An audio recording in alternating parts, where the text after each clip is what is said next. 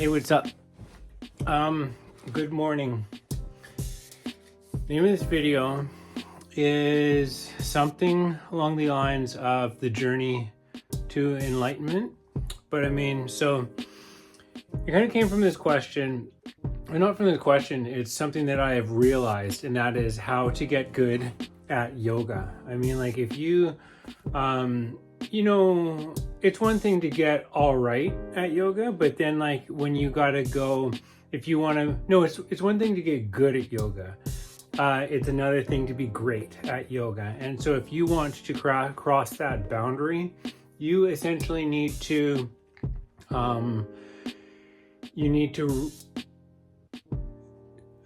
approach it very systematically. So it's basically, you need to embrace every single pose. For example, downward facing dog is not something that you just kind of flow through in like a vinyasa or whatever. Or, it's like if your heels aren't flat on the ground, if your feet aren't flat on the ground and you're not essentially, and if your back isn't straight, you need to be hanging out in that pose for minutes at a time, and breathing and going slowly, going deeper into these poses, right? And certainly a place that I've been working on has been hips. I practiced so much yoga for years, 2-3 times a day. Doesn't matter. There were certain poses that I wasn't doing, and I wasn't doing enough variations of poses. You gotta say you do revolved versions of things, so that you do this way, then you do that way, and then you do the other side this way and that way. And so I have had really tight hips. I have lost flexibility over time in my hips, and I because of so much meditating and sitting in front of a computer, and it has it had a real detrimental impact on my hips. And so they've slowly tightened. Finally took a hint from my body, and also this journey of wanting to be great at yoga. And then so started doing research, and instead of doing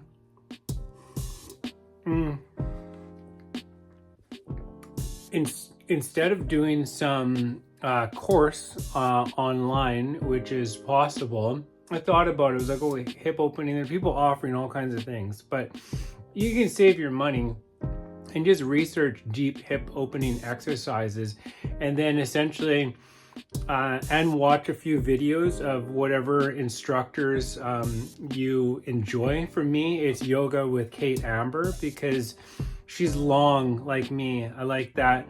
And she gears her stuff towards people who, it's not, I don't know, in my perspective, it's more for the intermediate crowd. So, and that's where I'm at. And then also, yeah, right now that is it. I really don't look at anybody else's stuff. There's ones people like, anyway, so finding a good teacher that resonates with you, that seems like that they're, they already have what you're looking to obtain, essentially. And so, and then you can learn these poses, right? And then you just have to practice them. And in the beginning, you have to use blocks to prop yourself up.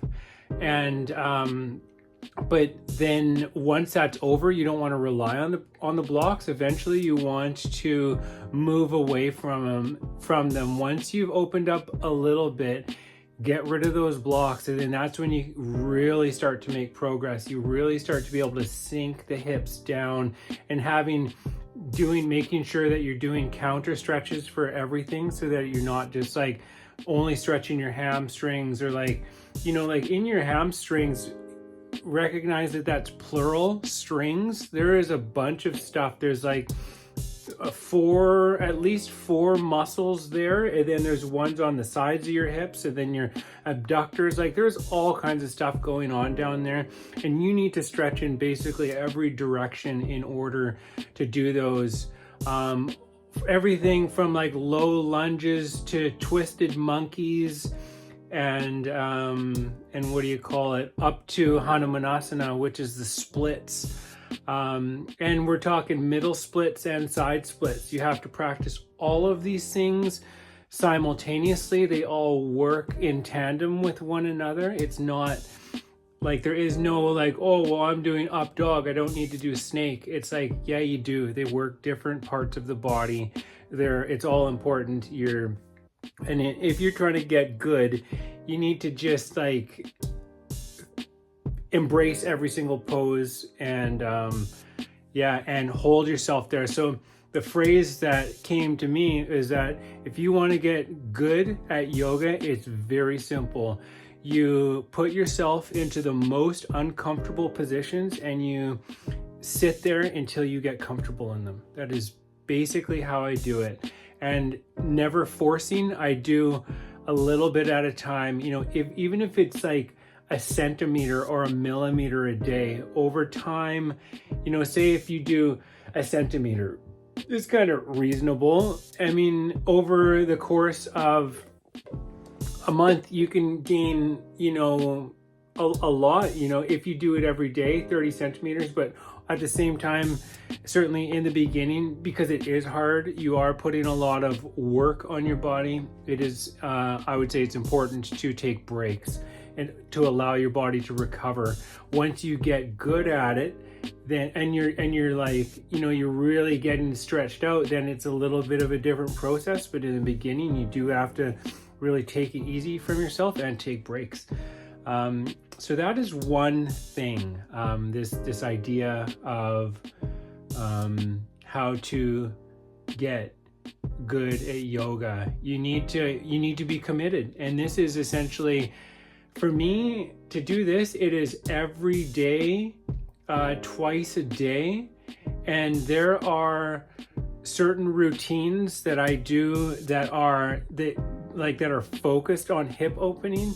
And then there are certain maintenance routines that I do. So it's like I have 3 routines where I practice every single pose that I've ever done. And then, and like they're set out in 3 days so that this is my maintenance. I flow through this like a vinyasa flow.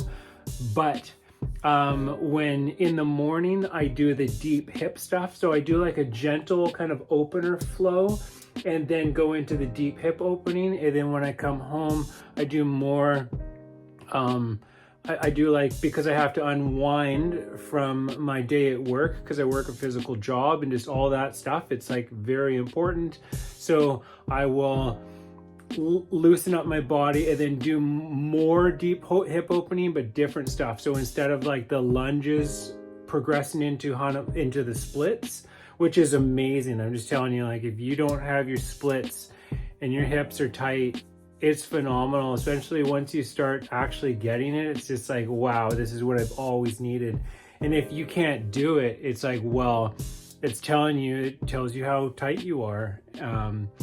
And that can cause issues, right? I mean, it's not just that the tension can lead to can be a precursor to injury because of the lack of flexibility and the tightness in your body. But like I've heard it said that it leads to premature aging because you have all of this tension built up in your body. And I don't know what it does, but I mean, it's important to open up the hips, specifically the legs and the hips and that kind of stuff. You know, everybody can go like this, right? I mean, our arms, these, I guess, rotator cuffs or whatever, they stay pretty movable for some people anyways. I mean, but the hips is just something else just because of how much we sit and how bad some people's postures are. Yeah, so that is one thing. And yeah, you know, I will, when I am certified, I will share yoga sequences, like me filming myself or somebody filming me or something along that lines, right? But just not right now. And so that is the thing. But so, Jesus, I got a handpan here and it rings when I speak loud, so it's just kind of distracting. Maybe if I put something on top of it. There we go. Sorry, baby. So here's the thing. So these were going to be 2 videos, but I decided just to make them into one because that's what I decided. So, because it felt right. And so anyways, the journey to enlightenment. It's a funny thing, right? I mean, I am on this journey. It is something that is fascinating to me, and I find myself on a path which is geared towards that. I don't really see any other reason for my being outside of veganism, to save the animals and to help homeless people and drug addicted people, but people who are struggling everywhere.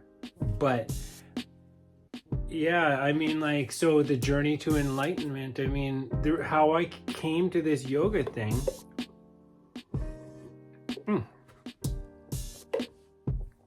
is that I mean, it was through injury, and then it fixed that. But then as a spiritual person, I realized that my meditation game was subpar.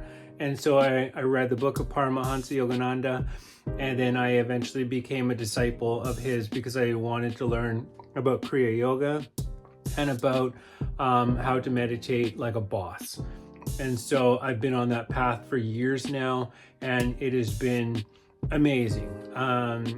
So meditation, I mean, it is a thing that people on a dedicated spiritual path do, because it is this ability to focus.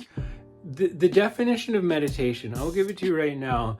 The ability to focus your attention on a single object of interest for 12 seconds is known as one concentration. 12 concentrations is called one meditation. So we're talking 2 minutes to even reach what is considered as meditation, of unwavering concentration on something. It can be anything, right? But to be able to do that.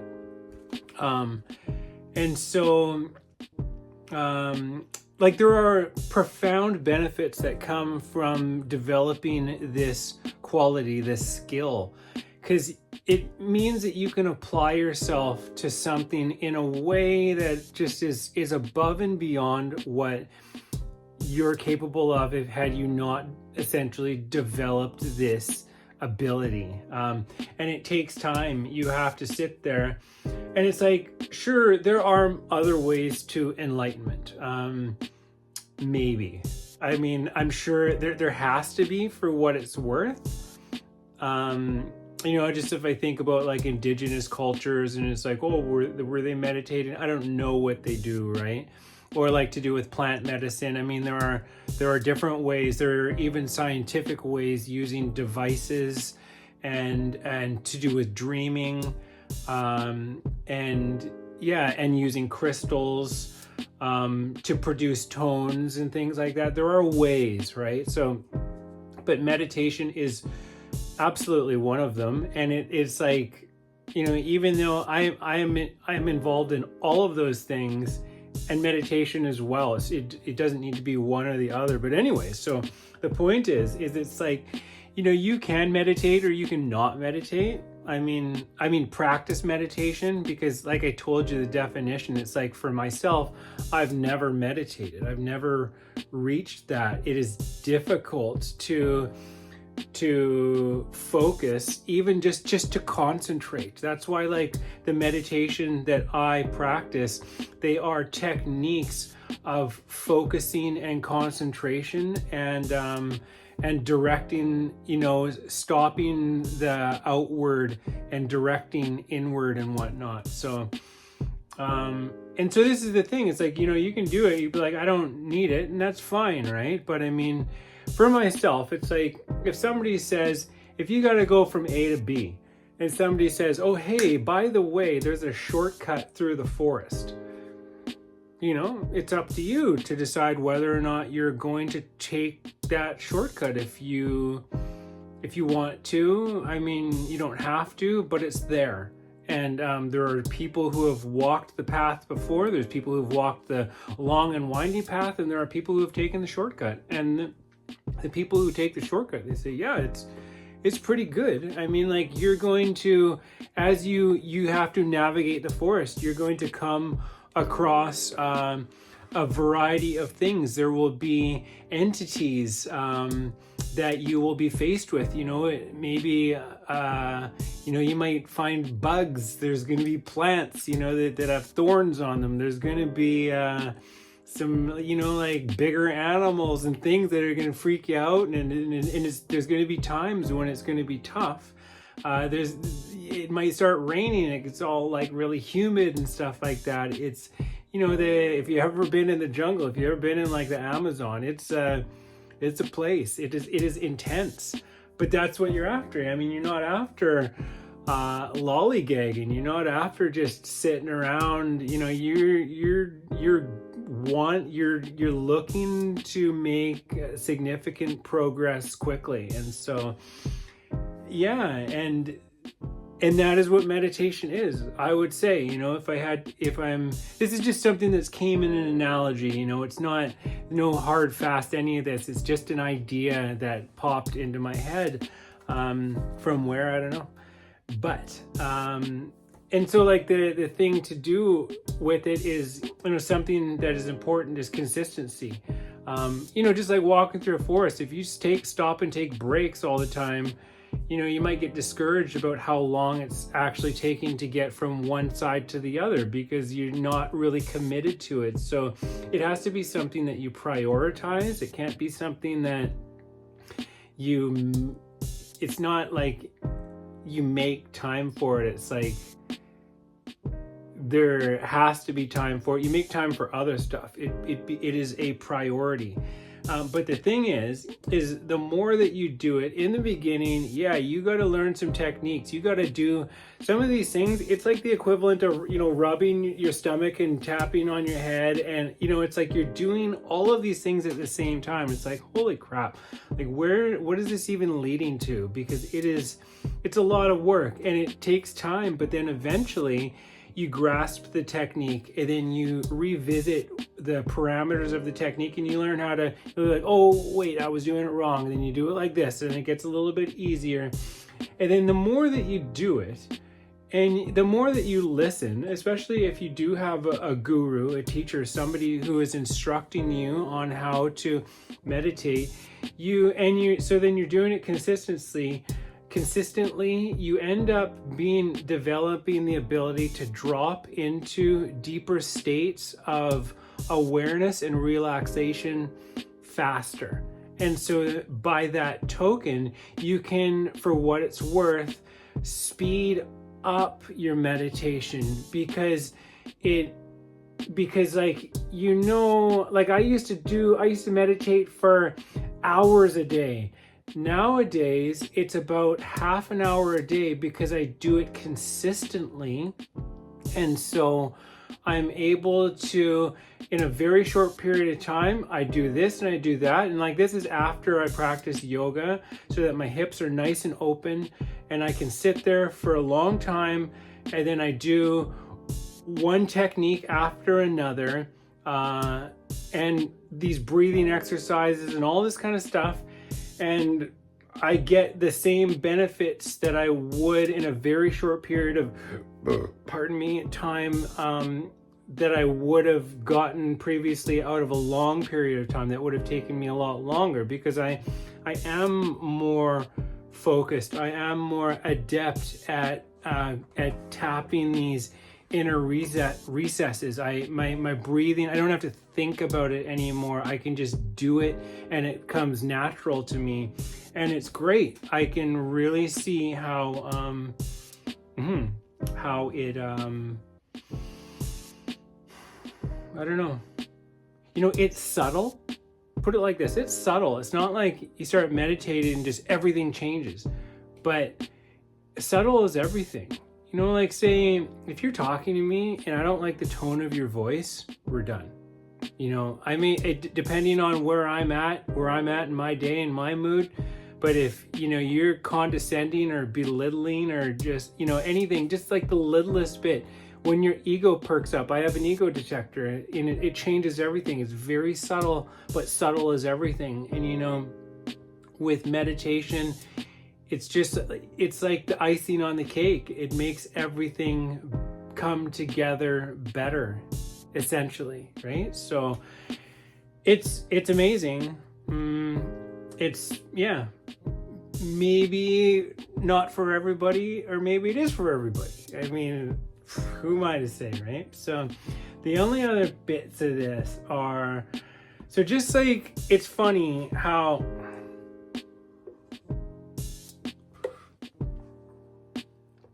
yoga in many places, certainly in the West, is often associated with hatha yoga or some form of physical exercise, stretching exercise, such as like hatha yoga or asana, essentially. But back in the day, it was, I don't know, I can't even speak for back in the day, but anyways, asana is one of an eightfold path. I mean, so you read the Bhagavad Gita, which is like, in it, it's a conversation between this guy, Arjuna, who's having a conflict of interest. He's in a war, but he's like with family. He's like, I can't do this. And then an enlightened being, Krishna, reveals himself and says, hey. And then they have a conversation about some stuff. And, in that they say, be a yogi, forget all this other stuff, just become a yogi. This is the Hindu Bible. But very much, that's pretty powerful if you're on this yoga path. It's like, forget this ascetic life and all that kind of stuff. Yoga. Learn what this is, practice it. And then, so aside from that, you read, like, the Yoga Bible is essentially, it is a book called the Yoga Sutras of Patanjali. I would say, I'm pretty sure. I mean, there's a few ancient manuscripts, but this one stands out amongst them all. And it is a series of aphorisms, like short statements that then are explained by different commentators over the millennia and whatnot. And all I'm saying is just, it's like, in there's almost zero talk about postures like stretching, like asana. It's not even, there might be like one line dedicated to it, be like, stretch so you can sit and meditate. Because it's like, okay, so here's the thing. What is the definition of yoga? So it can mean to yoke. To yoke what? So what is the definition of hatha? Hatha, sun, moon. But that's separated together, it means force. It is a force. Like a driving force. It's an energy, it's a way to propel, right? Force. And so and yeah, like, we're talking like we're talking force from within, not like a force from, because there's a difference between power versus force, but I think we're talking along those lines, power, right? We're tapping into something that is deep. And so what is the point? So yoga, it means to yoke. To yoke what? To I guess I just have to put it into the best words that I can, is essentially to gain awareness of of how profound the relationship is and what the relationship looks like between the microcosm and the macrocosms, between individualized soul and omnipresent spirit. This is essentially what is yoga. And so to yoke, okay, but how? The Eightfold Path. And what is it all geared towards?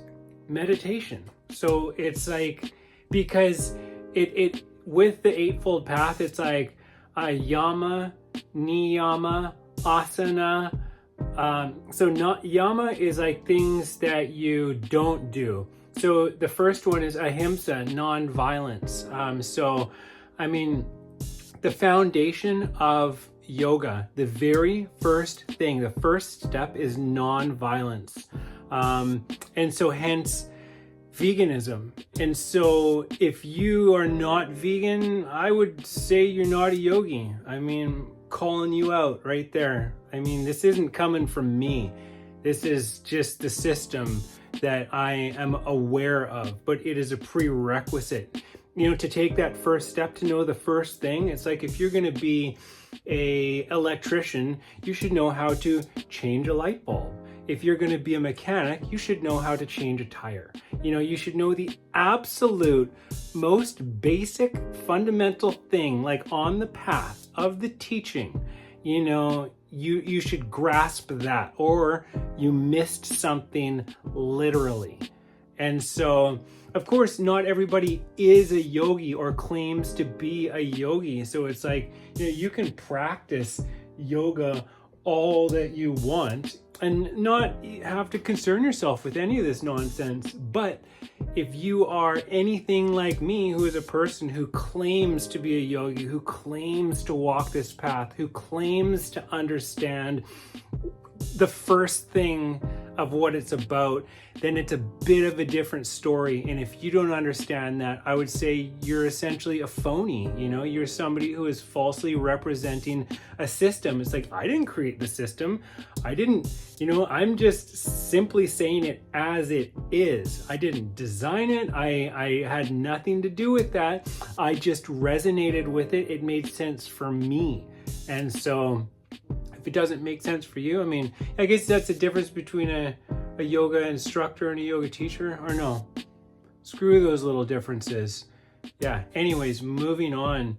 So yamas, so niyamas is things that you should do, things that you should embrace. So it's, you know, it's very, very similar to like a Christian 10 Commandments, but vastly different, you know, because of course, so yeah, details. But the point is, and then moving on is asana, the third step.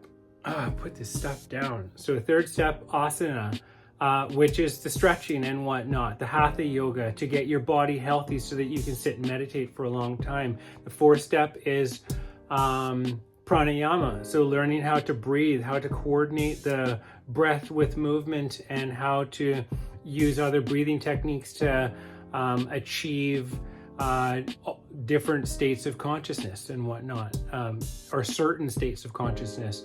And then pratyahara, which is the ability to, so you're living good, you've got a healthy body, you're breathing, and then pratyahara is going inside, directing your senses inward. And then dharana is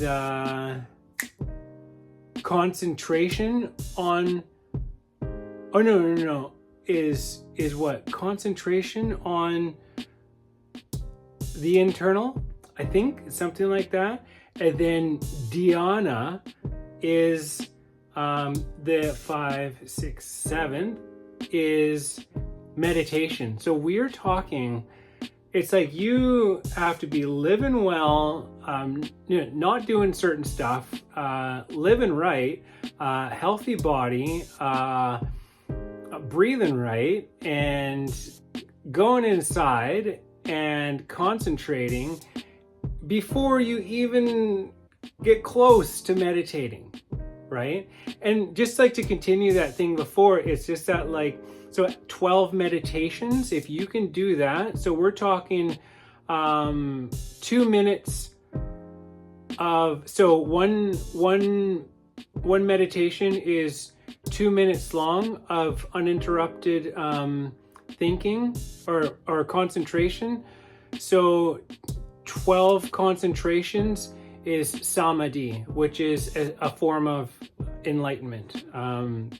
It is where you are able to shift your consciousness into an omnipresent state of awareness, so that and then there's levels of that as well. So yeah, but just saying, you know, like how far along the path meditation actually is. It is towards the end. So, and yeah, I don't know why I was going into all that, but it is interesting to kind of wrap your mind around some of these things. And so, you know, another definition of yoga put in other words by certain teachers, like certainly like Tirumalai Krishnamacharya, who is the widely considered to be the father of modern yoga. And, you know, this is the teacher of like BKS Iyengar. So big deal as far as yoga is concerned. And it is essentially the ability to focus on one thing without any distractions and keep your focus there for a significant portion of time. Definition of yoga. You want the definition of yoga from the Yoga Sutras of Patanjali. It's Yoga Sutra number 2. So it's like book 1, Yoga Sutra number 2, yogas, chitta, vritti, nirodha, which means yoga is the cessation of, so chitta is like consciousness. It's also what I would describe as heart level awareness, because it is, I don't want to go into that right now, but this is something that I've recently come to understand, that because of how yoga breaks up the mind into 4 parts, but it's like, because this is like a mind as well. So like pure consciousness, pure awareness, and it is the heart, I'm convinced. Anyways, so, yeah, I've developed a new system, which I think is far easier. But without going into that, yoga's chitta, yeah, vritti is like fluctuations. Nirodha, I think is, so it's to stop. So it's like the cessation of mind modifications, where when your mind isn't going all over the place, you don't look at things and form ideas and label things and think that you understand, and then form beliefs and have feelings about them. You don't do that. You don't label things as good and bad and right and wrong. You exist in a bit of a different way, where you're kind of removed from essentially what is your ego, you know, which is this part of you that is, you know, it's part of the mind and whatnot, but it's like this discriminating factor, which in yoga is called buddhi. But yeah, I mean, so it's all about stilling the mind. And so here's another little tidbit for you, is that they say that the mind is unrestrained by nature. You know, anybody who spends any time up here, you know, can see that. Or if you just spend some time alone, you can see that. And then that is why meditation is so important, because it is unrestrained. It's wild by nature. You have to tame it. If you have to live with this thing, you have to deal with it. If you don't, it will cause so much pain and suffering and trouble for you in life. And so this is why meditation, this is why learning how to harness this tremendously powerful thing, which has, you know, the intellectual capacity is vast, you know, it is powerful, but yeah, it needs to be kept in check. And so that is why, like I said, meditation.